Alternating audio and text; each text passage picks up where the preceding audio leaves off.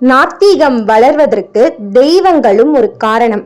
நம் சக்தி நமக்கு தெரிவதில்லை, பிறர் சொன்னாலும் புரிவதில்லை. இருளில் தேடினால் கிடைக்காது, வெளிச்சத்தில் தேடுங்கள், கிடைக்கும்.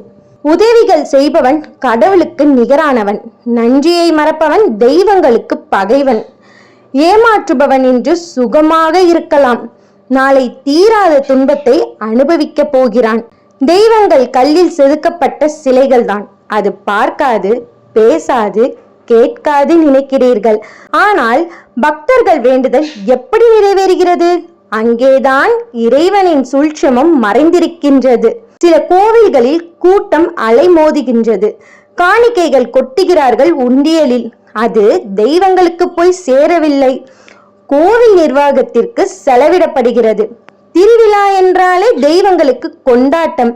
பக்தர்கள் ஒன்று கூடி தெய்வங்களை மகிழ்விக்கிறார்கள். அங்கேயும் ஒரு சிலரால் அசம்பாவிதங்கள் நடக்கின்றது. அதே நேரம் தெய்வங்களும் மௌனமாகத்தான் இருக்கின்றது. நாத்திகம் வளர்வதற்கு தெய்வங்களும் ஒரு காரணம். தீயவர்களை வளரவிட்டு வேடிக்கை பார்க்கிறது. பக்தர்களுக்கு சோதனை மேல் சோதனை வருகிறது. கடைசி நேரத்தில் வந்து பக்தர்களை காப்பாற்றுகின்றது. கண்ணகியின் கணவன் கோவலன் நீதி விசாரணையின்றி கொல்லப்படுகின்றான். கற்புக்கரசியின் கண்ணகியின் கோபம் மதுரை நகரையே எரித்து அரசின் செங்கோலை வீழ்த்தியது.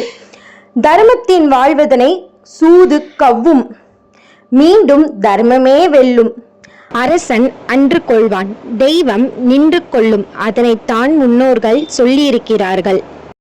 திரு பன்னீர்செல்வம், திருவொற்றியூர் ஸ்ரீ வடிவுடை அம்மனின் பரம பக்தன்.